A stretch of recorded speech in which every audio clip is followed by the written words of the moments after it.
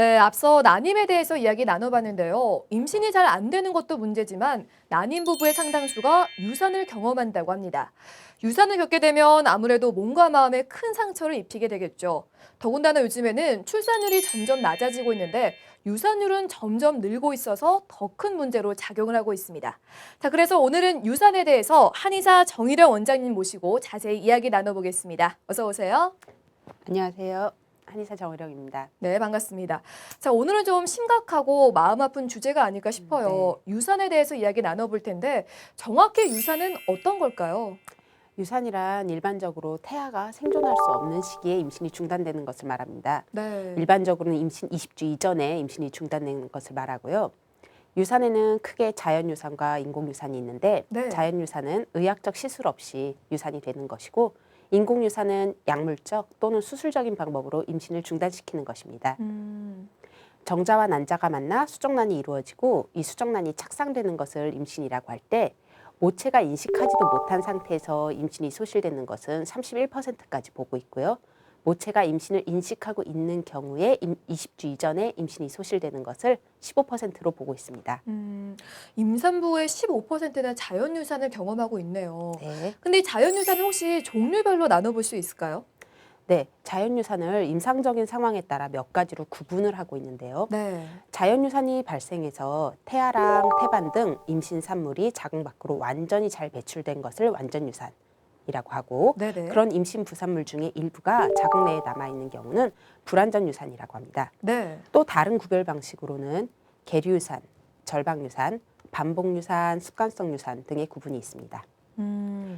계류유산은 태아가 심박이 정지돼서 사망한 채로 자궁 내에 남아있는 것을 말하는데요. 겉으로는 아무 증상이 없어서 산모가 유산을 느끼지 못하고 네. 산부인과에 정기 검진을 갔다가 초음파 검사에서 유산을 발견하는 경우가 많습니다. 대다수의 자연유산은 사실은 전 단계로 계류유산 단계를 거치는 경우가 많습니다. 그리고 또 절방유산은 임신 중에 질출혈이 보이기 시작하는 것을 말하는데요. 네. 간혹 복통도 동반되는 것인데 이 중 절반은 질출혈과 복통이 동반된 절방유산의 절반은 진짜 유산으로 이어지고 나머지 절반은 임신을 유지해 나갑니다. 습관성 유산은 유산이 3회 이상 반복되는 것을 말합니다. 알겠습니다. 그리고 그 국민건강보험공단이 발표한 통계에 따르면요. 자연유산에 대해서 2010년부터 2014년까지 조사를 해봤는데 20대 연령층에서는 오히려 자연유산이 줄어든 반면에 30대에서는 자연유산이 늘고 있거든요. 이렇게 30대에 자연유산이 늘고 있는 원인은 대체 뭘까요?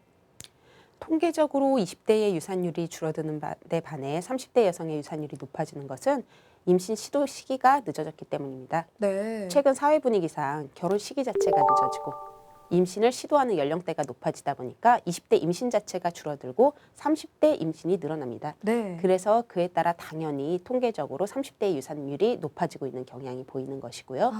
그리고 물론 여성의 나이에 따른 유산 확률의 변화도 있습니다.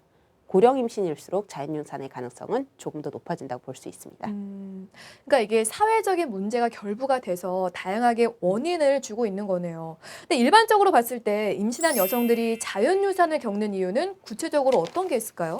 자연유산의 80% 이상은 임신 12주 이내에 발생하는데 이 초기 임신 시기에 발생하는 유산의 50%는 염색체 이상이 그 원인입니다. 네. 염색체 이상이 원인이라는 뜻은 수정란이 분화하고 태아가 성장하는 과정에서 염색체 이상으로 더 이상 분화, 성장하지 않고 자연 도태된 것을 말하기에 임신 여성이 스스로의 행동에서 원인을 찾으려는 자책할 필요가 없다는 뜻이기도 합니다.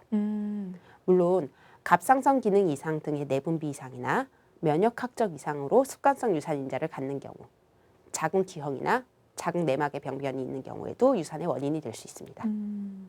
또 자궁경부 무력증이라는 것이 있는데 이는 자궁경부가 짧아서 임신 유지가 어려워서 조산 또는 유산을 일으키는 것으로 역시 임신 중기 유산의 원인이 됩니다. 그 외 몇몇 특정 약물이나 흡연, 음주 등도 유산의 원인이 될 수 있습니다. 네, 자연유산의 80% 이상은 절대 임산부의 잘못이 아니기 때문에 자책하실 필요가 없을 것 같습니다. 자, 그리고 우리가 하혈을 하게 되면 혹시 이게 유산이 아닐까라는 생각을 하게 되고 실제로 유산으로 연결되는 경우가 꽤 많잖아요. 유산과 관련해서 혹시 특별한 증상이나 징후가 따로 있을까요? 네, 유산에는 네. 전조 증상이 있을 수도 있고 네. 전혀 없을 수도 있습니다. 아, 그래요? 네, 임신 중에 하혈이 있는 것을 절박유산이라고 합니다. 흔히들 유산기가 있다라고 표현하기도 하는데 그게 절박유산 상태입니다. 절박유산은 반 정도는 자연유산으로 이어지지만 반 정도는 임신을 유지해 나갑니다. 한의학 용어로도 절박유산으로 출혈만 보이는 것을 태루라고 하고 복통까지 동반되는 것을 태동이라고 하는데요. 네. 출혈과 복통이 함께 나타나는 것은 유산의 전조 증상으로 볼 수 있으며 예후가 좋지는 않습니다. 하지만 적절한 휴식과 처치를 통해 증상이 사라지고 임신을 유지해가는 경우도 많으므로 무조건 비관적으로 생각하는 것은 바람직하지 않습니다. 이런 출혈, 복통 등의 전조 증상이 전혀 없이 초음파 정기검진상 태아의 사망이나 유산을 발견하는 경우도 있습니다. 이렇게 유산기가 있다라는 말은 사실 임신 초기에 굉장히 많이 듣잖아요. 그래서 정말 초기에 꼼짝 않고 집에서 보내는가 하면 아니면은 유산 방지 주사를 맞기도 하는데 이런 경우에는 유산을 하지 않으려면 좀 어떻게 하는 게 좋을까요? 속칭 유산기가 있다고 말하는 경우가 대개 이 절박유산, 방금 말씀드린 임신 20주 이전에 질출혈이 있는 것을 이야기하는데요. 네. 말씀드렸듯이 일부는 유산으로 이어지게 되고 또 일부는 증상이 안정돼서 정상적인 임신을 유지하게 됩니다. 임신 유지를 위해서는 당연히 일단 스트레스가 없어야 하고 네. 무리한 활동을 하지 않으며 안정을 취하는 것이 기본입니다. 하지만 경부무력증을 제외한 다른 요인으로 인한 유산 전조 증상의 경우에는 절대적인 안정이 얼만큼 유산을 예방할 수 있는가에 대해서 전문가들도 의견이 분분합니다. 무리한 활동은 당연히 삼가해야 하겠지만 네. 지나친 활동 제약은 네. 정신건강에도 좋지 않을 것으로 보입니다. 먼 과거에도 유산을 막기 위한 노력은 꾸준히 있어 왔는데요. 네. 불안한 태기를 안정시키려는 한의학적 연구도 상당히 오랜 기간 진행되어 왔습니다. 임신 중에 출혈이 보이거나 출혈과 복통이 함께 동반되는 증상이 나타나면 안태를 시킨다고 하는데 이제 한문으로 편안할 안자에 태아를 뜻하는 태자입니다. 태아를 편안하게 해주겠다는 의미입니다. 네. 그래서 이제 한약도 마찬가지고 침 이런 등의 치료로 착상을 안정시키고 태반 용모막이 이제 자궁내막에서 박리되려 하는 증상을 치료시켜서 하혈을 멈추고 임신 유지를 돕습니다. 근데 우리가 유산 중에 불완전 유산을 겪게 되면 산부인과에 가서 2차적인 수술을 받게 되잖아요. 그땐 참 몸도 몸이지만 마음이 많이 상하실 것 같은데요. 어떨까요? 유산은 모든 경우에 다 안타까울 수밖에 없는데요. 네. 유산이 이제 태아의 사망이 이미 발생했지만 임신 잔여물이 여전히 자궁에 남아 있는 경우에는 많은 사람들이 수술을 택하게 됩니다. 네. 유산 수술, 소파술이라고 하죠. 유산 수술은 여러 차례 겪을수록 또 여성의 나이가 많을수록 임신 유지 기간이 길었을수록 더 후유증을 남기는 경향이 있고 개인 차이에 따라서 증상은 다양하게 나타날 수 있습니다. 기본적으로는 자궁 내외의 유착성, 염증성 질환, 만성 골반통, 자궁 내막증과 같은 수술 후유증 등 실질적인 질환을 우려할 수도 있고요. 여러 요인이 복합적으로 작용하면서 가임력 저하, 즉 유산을 겪었더니 다음 임신이 조금 어려워지는 그런 상황에 처하기도 합니다. 또 임상에서 환자들이 직접 말하는 몸의 변화는 이렇게 말로만 나타내는 것보다 좀 더 다양하고 때로는 더 심각하게도 나타납니다. 그래서 하지만 수술이 줄 수 있는 부작용보다 임신 잔여물이 행여 오랜 기간 자궁에 머물 경우에 그때 발생하는 부작용의 위험성이 더 크기 때문에 수술을 택하는 경우가 많습니다. 제 생각에도 수술을 받는 게 더 낫지 않을까라는 생각이 들어요. 그리고 유산은 출산보다 몸에 더 큰 무리를 준다라는 말도 있잖아요. 이 유산 후에 우리가 가질 수 있는 후유증이나 몸이 잘 회복됐는지 알 수 있는 기준이 있다면 좀 말씀해 주세요. 앞서 말씀드렸듯이 유산은 자궁 내외의 유착성 염증성 질환, 그리고 만성 골반통과 같은 실질적인 질환을 유발하기도 하고 유산 후에 회복이 원활하지 않으면 생식 기능에 관련된 호르몬의 불균형으로 평소에는 없던 생리불순 증상을 나타내기도 합니다. 평소의 생리 주기나 임신을 유지한 기간에 따르지만 대개 이제 정상 생리 주기 약 25에서 35일 주기를 가진 여성을 상상하는 경우에 네. 대개는 유산일 기준으로 4에서 6주 안에 생리를 회복합니다. 유산 시 시행한 소파술로 인한 자궁 내막의 광범위한 유착은 과소월경이나 생리통을 유발할 수 있는데요. 또 유산의 스트레스로 인한 호르몬 불균형은 생리 주기 이상을 유발할 수 있습니다. 네. 간혹 유산 이후 생리불순이 동반될 때 난소 낭종 등이 동반되기도 합니다. 따라서 정상적인 생리 회복 시기인 4에서 6주 이상이 지나고 8주 이상이 지났는데도 생리를 회복하지 않거나 유산 이후의 생리에서 평소와 다르게 유난히 과소월경, 생리량이 많이 급격하게 줄어들었다든가 혹은 평소보다 극심한 생리통이 동반되는 등 생리불순이 나타나는 경우에는 이때는 진료를 필요로 합니다. 아, 그리고 그 통계에 따르면요. 그 최근 5년 동안 습관성 유산을 겪는 부부가 무려 45%나 증가했다는 결과가 있는데요. 아까 그 유산의 종류에서도 언급해 주셨는데 습관성 유산은 구체적으로 어떤 걸까요? 습관성 유산은 자연유산이 3회 이상 발생하는 경우를 말합니다. 네. 전체 임신 건수 300건수당 1건 정도에 해당합니다. 음. 대개 습관성 유산은 비슷한 주수에서 연속으로 발생하는 경향이 있습니다. 간혹 연속된 절방 유산 형태일 수도 있고 또 연속된 계류 유산 형태로 발생하기도 합니다. 네. 습관성 유산은 한의학적으로는 활태라고 명하는데요. 산모의 혈기가 허하고 손상되어서 태아를 영양하지 못했기 때문에 태아가 자궁에 머무르지 못하고 거듭 유산됨을 의미합니다. 이런 습관성 유산 환자의 경우 반복되는 유산은 보통 비슷한 주수에 발생하는데 동의보감에서도 그 사실이 언급되어 있습니다. 동의보감에도 지난번에 3개월째 유산한 사람은 다음에도 3개월째 유산을 하기 때문에 그 기간을 잘 넘겨야 한다고 설명하고 있습니다. 같은 기간에 또 한 번 유산을 경험한다면 정말 더 절망스럽지 않을까라는 생각이 듭니다. 자, 이 습관성 유산 대체 원인이 뭘까요? 그리고 우리가 만약에 유산을 하면 바로 습관성인지 아닌지 검사를 해볼 필요가 있을까요? 습관성 유산의 원인은 정말 다양합니다. 네. 하지만 이 중 확실하게 입증된 원인은 부모로 인한 염색체 기형과 항인지질 항체 증후군 딱 두 가지뿐인데 네. 이 두 가지 원인은 전체 반복성 유산의 10에서 15%만 차지합니다. 위 두 가지를 제외하는 면역학적 요인이라든가 자궁 중격 등의 해부학적 요인, 또 그 외 갑상선 기능 저하증, 고프롤락틴 혈증과 같은 내분비적 요인은 유산이 될 확률을 높이는 요인이 되기 때문에 반복된 유산이 원인이 될 수는 있는데 확실한 습관성 인자 원인이라고 하지는 않습니다.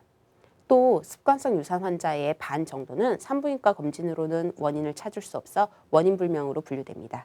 처음 발생한 자연유산 때문에 미리 습관성 유산을 우려하거나 미리 검사할 필요는 사실은 없습니다. 네. 하지만 유산이 3번 반복되는 경우에는 반드시 원인 파악을 위한 진료가 필요하고 2번만 반복된다 하더라도 연속적으로 유산이 발생했다든가 여성의 나이가 많다던가 그 임신까지의 과정이 기존에 이미 어려웠다던가 그런 부부라면은 습관성 유산에 관련된 산부인과적 검사를 미루지 않고 미리 시행하는 것이 바람직합니다. 근데 이 습관성 유산이라는 거는 사실 그 앞에 습관성이라는 말이 참 무서운 것 같아요.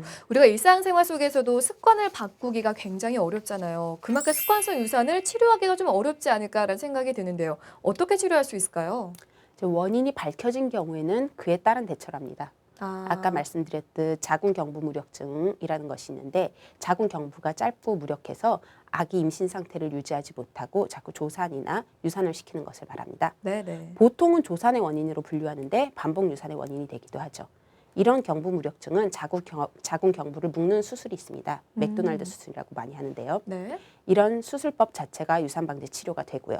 또 고프롤락틴 혈증 등으로 인해서 습관성 유산이 반복된다라고 예상되면 내분비적 요인은 수술이나 이제 호르몬 치료를 통해서 또 교정받을 수가 있습니다. 항인지질 항체 증후군도 있는데 이 경우에는 아스피린이 도움이 됩니다. 근데 이것 때문에 반복적으로 유산을 경험한 여성들이 임의로 아스피린을 복용하는 사례가 생각보다 꽤 많습니다. 아, 그래요. 예. 하지만 해당 원인에 의한 습관성 유산이 아닌데 아스피린 복용을 하는 경우에는 유산을 전혀 방지해주지 않고요. 오히려 임신 초기의 하혈, 유산기의 원인이 될 수도 있습니다.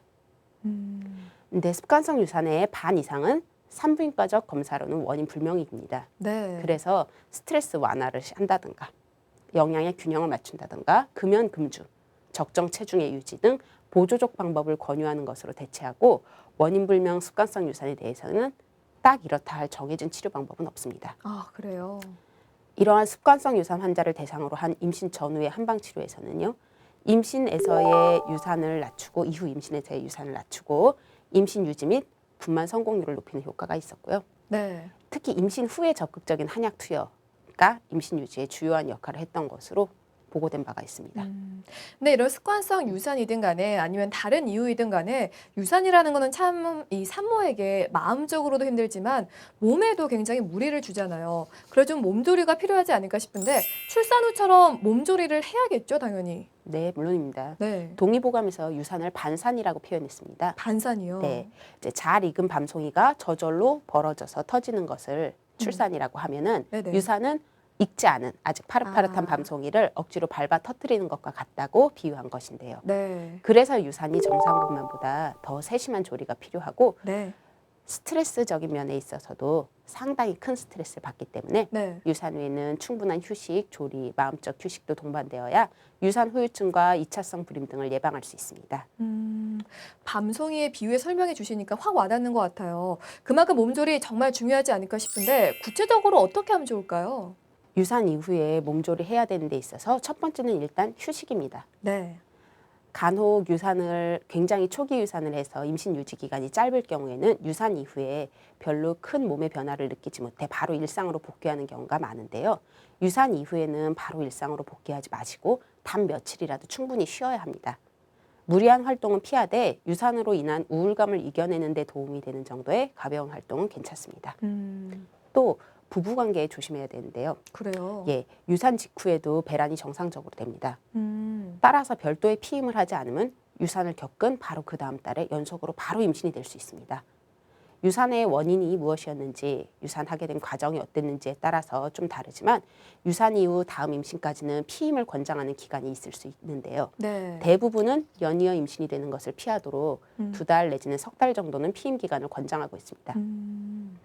또 밥은 항상 보약입니다. 네네. 그래서 더더욱 유산 이후에는 여러 영양소를 고루 갖춘 식단을 과하지 않게 잘 챙겨 먹어야 합니다. 적당한 육류와 어류의 섭취는 소모된 혈액을 보충하는 데 필수적이고요. 또 적절한 해조류 섭취는 미네랄 균형을 맞추기에 수월한 식단이 됩니다. 네. 꼭 출산을 한 산모처럼 미역국을 비롯한 산후조리 식단을 따라야 하는 것은 아니고요. 네. 균형 있는 영양 섭취를 소홀히 여겨서 안 되고 유산 이후 생리 주기가 원활히 회복되는 것을 볼 때까지 식단을 신경 써주는 것이 좋습니다. 네. 또 이제 유산 이후에 하혈이 보이는 기간은 기존에 임신을 유지했던 기간 그리고 개개인의 자궁 상태에 따라서 달라지는데요. 아직 유산 이후에 하혈이 보이고 있다면 대중탕 등의 이용은 자제하는 것이 좋고요. 탕욕보다는 샤워를 추천합니다. 네. 유산 이후 회복에 대한 예후는 이렇습니다.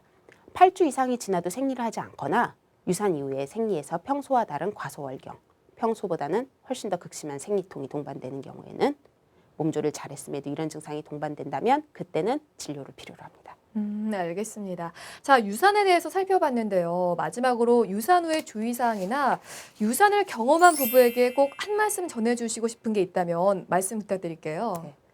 자연 임신 확률은 상당히 높아서 15%라고 아까 말씀드렸고 네. 모체가 미처 임신을 했다는 사실을 인식하지 못한 경우까지 포함하면 31%까지도 볼 수 있다고 말씀드렸습니다.